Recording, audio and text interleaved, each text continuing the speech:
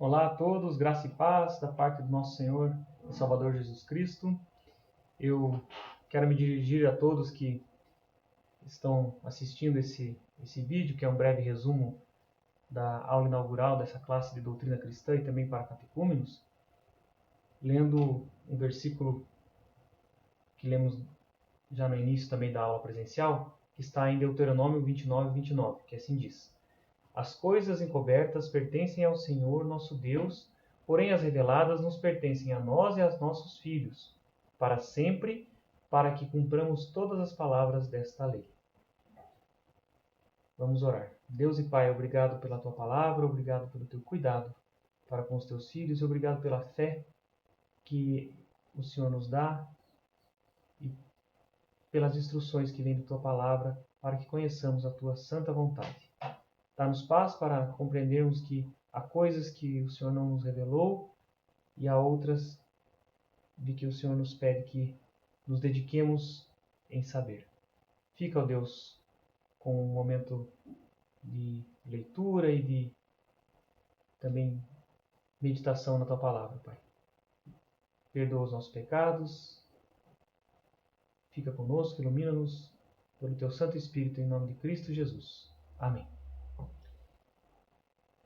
A fé é algo muito presente no ser humano e existem várias ideias sobre a fé, o que seria a fé. E é por isso que essa aula inaugural, antes de iniciarmos alguns outros conceitos, estamos falando sobre ser humano e fé. E para falarmos um pouco da fé nas Escrituras Sagradas, nessa primeira classe, eu gostaria de ler com todos, para que vocês acompanhem aí. Podemos passar já até a próxima tela, desse tema que é o ser humano e fé. O texto que está nas Escrituras, em Hebreus 11, 1 a 3.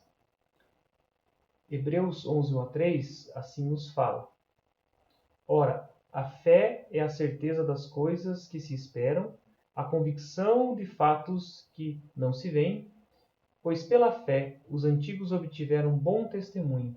Pela fé entendemos que foi o universo formado pela palavra de Deus, de maneira que o visível veio a existir das coisas que não aparecem. Essa compreensão da fé, ela muitas vezes é bastante difícil, porque há um conceito geral de fé. Se nós formos ver lá no dicionário da língua portuguesa, que nos traz uma ideia de convicção, né? De crédito, que as pessoas acabam por firmar sobre conceitos que elas mesmas têm. E essa fé vem de certos princípios, vem de certas convicções. E vem de axiomas, né? Ou princípios, como dissemos, que são ideias pré-formadas e que não se tem necessariamente como demonstrar todos os aspectos dessa ideia. E nessa visão geral, muitas pessoas colocam a fé de uma forma muito abstrata. E nós temos a fé das pessoas e temos a fé bíblica, a fé que vem da palavra de Deus. E existe uma diferença, né? Se nós partimos dessa significação de fé, as pessoas que compreendem de uma forma abstrata, elas levam a sua esperança em outras coisas, enquanto que aqueles que buscam a esperança na salvação em Cristo Jesus, elas têm essa fé que vem da Bíblia. Então, nós, partindo desse ponto, nós temos que pensar que a fé, ela norteia tudo o que fazemos. Por exemplo, há pessoas que entendem que não há sentido para nada, que não creem em algum Deus, entendem que não existe Deus, são as pessoas adeptas do ateísmo, outras pessoas que admitem um Deus que é inespecífico ou que está presente nas próprias coisas, né? E buscam um Deus que venha de encontro com seus próprios interesses. Mas tanto o ateísmo quanto o ponto de vista desse sincretismo, eles buscam trazer um conforto próprio, né? E essa tentativa, ela acaba por não trazer a verdadeira paz. E há pessoas também que colocam na ciência, né? A ciência como uma fonte de fé, sim, né? De uma forma genérica, porque pensam que tem que se provar todas as coisas para que se possa crer em algo. E deixam de ver que a própria ciência tem seus aspectos principiológicos ou desses axiomas, né? De coisas que não tem necessariamente uma prova, né? Então, nós vamos ver aqui o ponto de vista da ciência, né? Que procura muitas vezes dizer que se não é provado, então não se deve crer, né? Mas nós temos algumas dificuldades, algumas imperfeições em se dizer que a ciência, sim, por exemplo, com o evolucionismo, cria realmente certezas, enquanto que a fé é algo que é da própria mente humana, né? A ciência também parte de certos princípios que eles não conseguem ser demonstrados perfeitamente, né? Não é aqui uma tentativa de divergência entre fé e ciência, porque a ciência dada por Deus ela é muito necessária. Mas teorias como, por exemplo, a da evolução, que afastam Deus dizendo que não há um Deus e que tudo aconteceu por acaso, essas sim são aspectos da ciência que não vão de encontro com a fé. Nessa teoria da evolução, por exemplo, nós temos várias imperfeições, se pudéssemos falar assim, e eu quis citar aqui 5 delas que demonstram a dificuldade de se provar, né? Que o homem evoluiu ao passar do tempo num processo autônomo, não guiado, né? Que é a teoria da evolução. Por exemplo, a questão genética, que nós podemos ver que geralmente as mutações elas servem para acabar por gerar uma destruição ou um defeito, né? E não necessariamente a construção, né? É algo mais complexo do que já existia. Não se conseguiu demonstrar, replicar isso na ciência, né? Existe também a questão bioquímica, que da mesma forma, entendendo que não é os que entendem que essa evolução não é um processo guiado, né? Nós temos que ver que a célula, desde a célula humana, ela já é extraordinariamente complexa e você não consegue replicar ou explicar isso por um experimento, que ela vem de algo sem nenhuma complexidade e passa a ser algo complexo. A paleontologia também é algo muito importante, porque nós não vemos quando se demonstra uma evolução, né, dos hominídeos e passam para o ser humano atual, nós não vemos nisso uma demonstração por experimentos também, porque nós temos alguns fósseis encontrados de um período e já outros fósseis, não vemos os intermediários, quer dizer, também é uma imperfeição dessa teoria, não se tem como demonstrar, né? E assim também com a taxonomia, né? Fala da árvore da vida, talvez daqueles genes comuns, no estudo do mapeamento genético, não se conseguiu chegar, né? Quando você vê essa ideia da árvore da vida, é o mesmo tronco, né? Sai de uma mesma raiz, o mesmo tronco, e aí se espalha em vários ramos que deveriam ter uma mesma identidade. Não se conseguiu demonstrar isso também, né? Assim com o aspecto químico também, né? E poderíamos citar vários outros aspectos, mas só para dar uma ideia de que também as teorias científicas sobre uma evolução distante de Deus, elas são teorias, elas não são provadas. A ciência aqui também age por fé, por princípios ou por axiomas, como dissemos, né? Então, essa questão de fé tem que ser observada. Se nós vivemos por fé e cremos que é uma fé bíblica, assim muitas outras formas de ver o mundo também vivem por uma fé geral, né? Não essa fé especial dada por Deus, né? Mas uma crença em algo, né? Mas a fé, segundo a verdade da Bíblia, ela é uma fé dada pelo próprio Deus e um entendimento que vem dele mesmo, né? Para nós. Então, nós temos que pensar de uma forma diferente, porque a fé ela é espiritual. Ela nos é dada por Deus e nós, ao lermos as Escrituras, entendemos as verdades que advêm dela. Falando desse aspecto espiritual da fé, nós podemos ler em 1 Coríntios 2, 13 e 14, uma demonstração na própria palavra de Deus do que é essa fé que vem do próprio Deus, né? Nós podemos aqui, vamos ler e observar, né? Diz assim a palavra de Deus, em 1 Coríntios 2, 13 e 14. Disto também falamos, não em palavras ensinadas pela sabedoria humana, mas ensinadas pelo Espírito, conferindo coisas espirituais com espirituais. Então não é algo que vamos simplesmente obter por um grande conhecimento teórico e a fé acaba por aparecer. Ainda continua, né, no próximo versículo. Ora, o homem natural não aceita as coisas do Espírito de Deus, porque lhes são loucura, e não pode entendê-las, porque elas se discernem espiritualmente. Então não podemos tentar obter a fé por meio de uma prática apenas.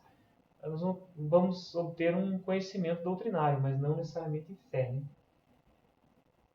E aí vem essa certeza que a fé é o fundamento da expectativa de coisas ainda ausentes da nossa posse aqui, né, nesse mundo, né? E muitas vezes até ausentes da nossa compreensão. Há coisas que nós não vamos até a profundidade dessa fé. Nós não conseguimos entender todas as coisas. Por isso é que lemos inclusive Deuteronômio, né? E a fé, no contexto do texto base que lemos aqui, que é Hebreus 11, ela vem, né, explicando, na realidade do povo judeu, dos que creram em Jesus e andavam com muitas incertezas, perseguições e dificuldades, vem para dar essa esperança, e ela não é introduzida necessariamente no texto que lemos, ela já tem aspectos no final do texto anterior. Aqui é uma continuidade, né? Porque Deus nos dá sua revelação através da revelação geral, que vimos ali, e da revelação especial. A geral é toda a natureza criada com sua complexidade, como falamos, que nos dá a certeza de que existe um Deus e torna todo ser humano inculpável por não aceitar Jesus como seu Senhor e Salvador. Mas a revelação especial é, pela leitura da Escritura, nós temos essa compreensão especial.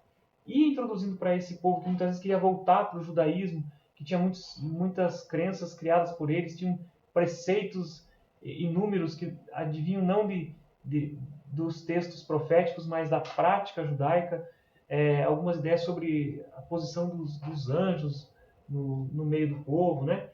Então, vem essa ideia de termos não uma esperança naquilo que está aqui presente para nós, mas sim a esperança de fato em algo que se alcançará um dia, né? A fé não é um salto no escuro, ela, de fato, ela deve ser praticada com esperança e com a certeza. Se nós formos ver o final do texto anterior, né, do 36 ao 39, fala dessa necessidade de perseverança, né? Porque devemos esperar. O 36, inclusive, diz, né? No cumprimento da vontade de Deus, nós devemos perseverar, ou termos esperança. No 37 fala porque essa promessa é uma promessa da volta de Cristo. E já no 38, citando o profeta Abacuque, ele diz que o justo viverá por fé. Então, aquele que é justificado por Deus, ele vive pela fé.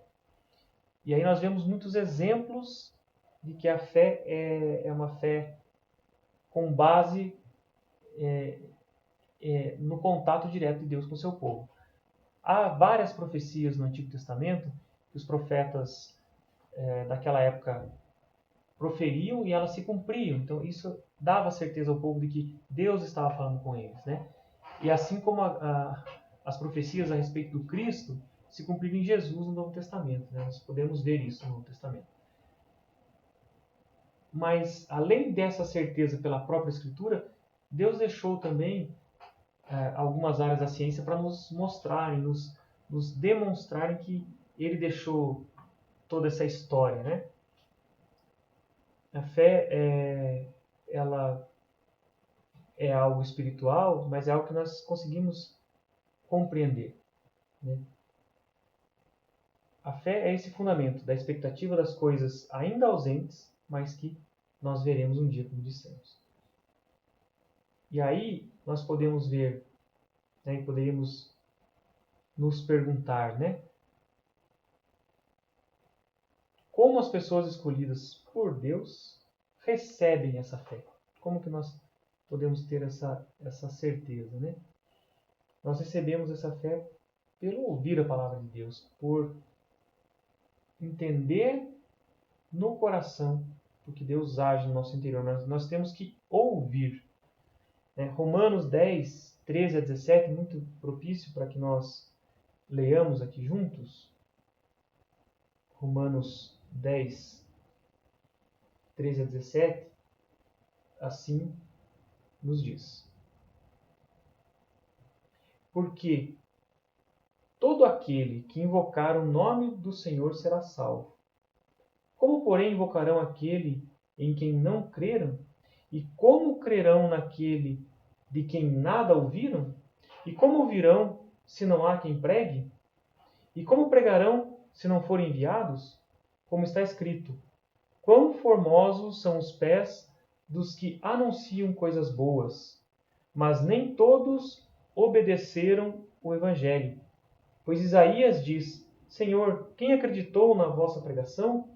E assim a fé vem pela pregação, e a pregação pela palavra de Cristo. Mas não podemos esquecer, irmãos, que essa fé é algo que não é a parte do que ela causa em nós. E como nós vemos que temos essa fé? Essa fé vem pelo ouvir, e esse ouvir, pelo toque do Espírito Santo, nos move no sentido de, em compreendendo, agirmos em piedade, em entendimento e fazendo as práticas que Deus nos pede na sua palavra, né? A prova de que essa fé é um dom de Deus, nós vemos em Efésios 2, 8 e 9, que assim diz: porque pela graça sois salvos, mediante a fé. Isto não vem de vós, é dom de Deus, não de obras para que ninguém se glorie. Então aqui não está dizendo que nós não devemos ter boas obras. Se eu crer, tudo está resolvido. Na verdade, ele está dizendo: não é esta a ordem. Não queiram alcançar a sabedoria, nem por um simples conhecimento teórico, nem por tentar buscar por práticas alcançar o entendimento sobre o que Deus quer. Mas as práticas, as boas obras, aquilo que Deus requer na sua palavra, é uma consequência de um coração modificado, de um coração que muda sua rota em 180, que está indo para o mundo e para as coisas que dão satisfação momentânea ao homem, para uma paz eterna, se voltando a Deus e aí sim praticando as boas obras, né? E aí vem a pergunta: mas nós temos que seguir as Escrituras, mas as Escrituras elas foram transcritas de forma rigorosa, de forma acurada, de uma forma que nós não podemos ser levados ao erro? Como podemos afirmar que a Bíblia não foi mudada, né? Essa é uma das perguntas, né? como sabemos que a Bíblia que temos nas mãos hoje são exatamente a fiel transcrição da vontade de Deus, né? Temos que entender que se deu essa transcrição, né, com cuidado, com rigor, e aí é que alguns aspectos da própria ciência também nos ajudam, né? Nós temos aqui algumas questões textuais para pensarmos nisso, né? O Antigo Testamento foi escrito originalmente em hebraico, com algumas porções em aramaico, entre os anos de 1400 a 430 a.C. Já o Novo Testamento ele foi escrito em grego entre 45 e 90 depois de Cristo.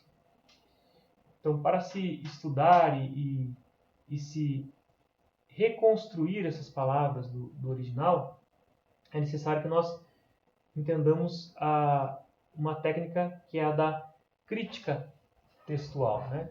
Que é uma técnica científica, né? E essa pesquisa, essa contextualização de todo o texto bíblico já era uma técnica que se cobrava dos princípios, né? Muitos que liam o Antigo Testamento e viam Jesus cumprindo não creram, mas os bereanos, por exemplo, citados lá em Atos 17, 10 e 11, eles creram, né? E por quê? Porque eles foram pesquisar nas Escrituras e encontraram tudo se cumprindo, encontraram toda a real verdade, né? Veja o que diz Atos 17, 10 e 11. E logo durante a noite os irmãos enviaram Paulo e Silas para Bereia. Ali chegados, dirigiram-se à sinagoga dos judeus. Ora, estes de Bereia eram mais nobres que os de Tessalônica, pois receberam a palavra com toda a avidez, examinando as Escrituras todos os dias para ver se as coisas eram de fato assim. Então, de fato, nós temos que fazer isso, né? Temos que buscar estudar as Escrituras com cuidado, né? Os textos do Antigo Testamento, né? Eles eram copiados. E como que eles eram copiados, né? Os rabinos judeus, eles passavam, né, para os que copiavam e eles eram conferidos minuciosamente, né, para ver se não haviam alterações. E com esse detalhamento todo, podiam haver algumas pequenas variações, mas nada que não mudasse a ideia do texto, né? E não se acham erros que mudem isso, né? Nós temos, para estudar isso hoje, a técnica da crítica textual, que é uma técnica científica que nos dá um amparo para conferirmos, né? O Antigo Testamento, ele tinha várias cópias e isso pode ser conferido de forma muito ampla. Nós vemos que haviam textos de aproximadamente o ano 1008 depois de Cristo ou 900 depois de Cristo, né? O testamento, o Códice de Leningrado e o Códice de Alepo, são os dois que eram mais estudados, que traziam várias comparações, mas lá em 1947, se não me engano, foram achados os manuscritos do Mar Morto, né? Guardados em uma caverna. Diz a história que um pastor de ovelhas ouviu ao jogar uma pedra na caverna um quebrar de algum vaso onde eram guardados esses rolos, e foi lá, buscou e encontrou textos que foram também com técnicas de medição do tempo dele, datavam também pelo povo essênio que morava ali, mais ou menos 250 a.C. a 50 depois de Cristo. Quer dizer, nós estamos falando aqui de cerca de 1000 anos de diferença das cópias que já existiam, e elas guardam uma identidade perfeita. Então, é uma prova, né, que a própria crítica textual pode nos trazer. E já o Novo Testamento, nós temos a sua reprodução e veiculação, né, posterior e ele trazendo textos do Antigo Testamento, demonstrando, né, nós temos aqui vários textos citados aqui, como Colossenses 4,16, Tessalonicenses 5,27, 2 Pedro 3, 15, 16, que faziam referência a todas as profecias e leis e estatutos do Antigo Testamento se cumprindo, né? Então, nós podemos ver algumas famílias de textos, né, que foram distribuídas para algumas regiões e elas entre si guardam as suas identidades, né? E com isso nós podemos ver que muitos que falam que a Bíblia poderia não ter uma exatidão, eles fazem isso com uma ausência de estudo na própria Bíblia, né? A Bíblia nos traz centenas de cópias com essa identidade, enquanto que outros documentos históricos que hoje se tem por verdade, né, alguns fatos têm 10, 30 exemplares, né, da antiguidade, não com a mesma exatidão, com a mesma comparação. Então, só a título de exemplo, nós temos a Guerra Gálica, por exemplo, de César, que composto entre 58 e 50 a.C. Existem vários manuscritos, mas apenas 9 ou 10 bons. Nós temos isso como uma verdade histórica, né? Dos 142 livros da história de Roma, né, de Tito Livio, que está lá entre 59 a.C. e 17 depois de Cristo, apenas 35 sobrevivem. E nós temos isso como um fato histórico, né, aprendido nos livros de história. Dos 14 livros da história de Tácito, cerca de 100, né, depois de Cristo, também apenas 4,5 sobrevivem dos 16 livros dos seus anais, né? Então, 10 completos e tem 2 que inclusive são só em parte. Então, eu poderia citar outros aqui que nós temos, mas que demonstram que muitas vezes nós temos uma dificuldade pela visão humana de entendermos que as verdades bíblicas sim têm registros muito grandes e que inclusive há registros de outros povos e na arqueologia de muitos fatos como história. As pragas do Egito, a destruição de Sodoma e Gomorra, o dilúvio, tantos fatos que podem ser demonstrados ou que há indícios históricos, arqueológicos, e nós muitas vezes vemos com dificuldade, enquanto tantos outros fatos muito menos citados ou menos copiados, digamos assim, nós vemos com mais facilidade. Isso por quê? Porque, de fato, para o ser humano natural, aquele que não tem o Espírito Santo de Deus, é muito mais difícil de se crer.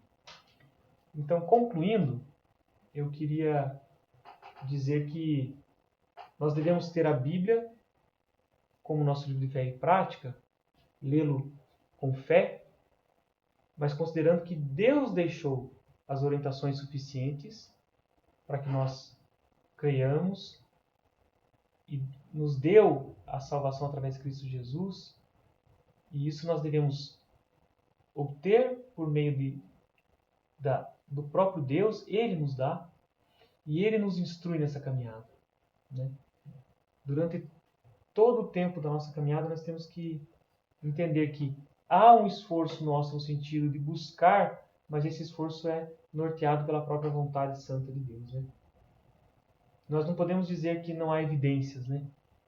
Nós temos que crer e suplicar a Ele se nós queremos e temos dificuldades, porque Ele nos dá, através do seu Santo Espírito, entendimento, para que nós possamos, de fato, atingir, né? Como disse Pedro, lá em 1 Pedro 1, 9, né? A salvação da nossa alma.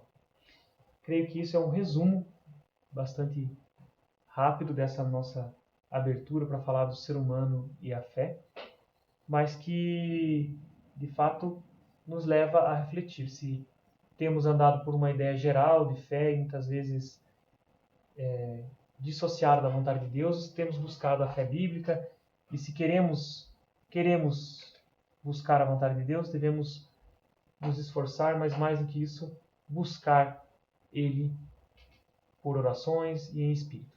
Que Deus abençoe a todos e que esse breve resumo possa ser útil para aqueles que consultarem e assistirem. Deus abençoe e um grande abraço a todos.